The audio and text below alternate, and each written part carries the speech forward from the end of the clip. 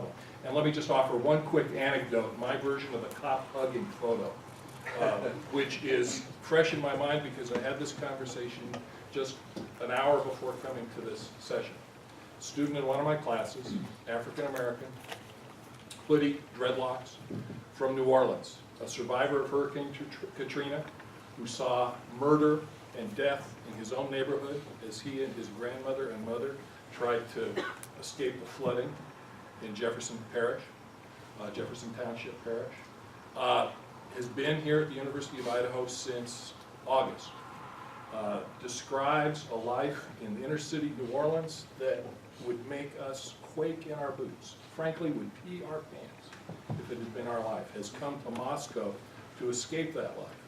And he was giving me an anecdote about the Moscow Police Department.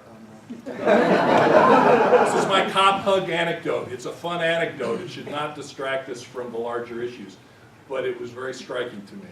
He had been profiled throughout his entire life as a young African American in New Orleans. Stopped endless numbers of times on bogus, phony issues.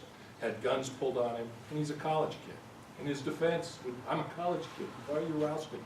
He comes to Moscow, and he said in the first couple of days he's in Moscow, he's walking downtown, and a police car passes, and the police officer waves at him. And a couple of days later, a fire department vehicle goes by, and somebody in the fire vehicle waves at him. And then another police officer waves at him, and he said the culture shock was so extreme, he retreated to his apartment for several days because he couldn't figure out what their motives were.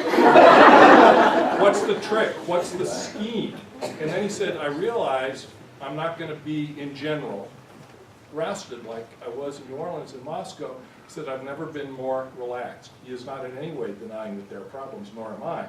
I'm just saying that sometimes, maybe on the optimistic side, we need to recognize that locally, at least, we've made a little bit of progress.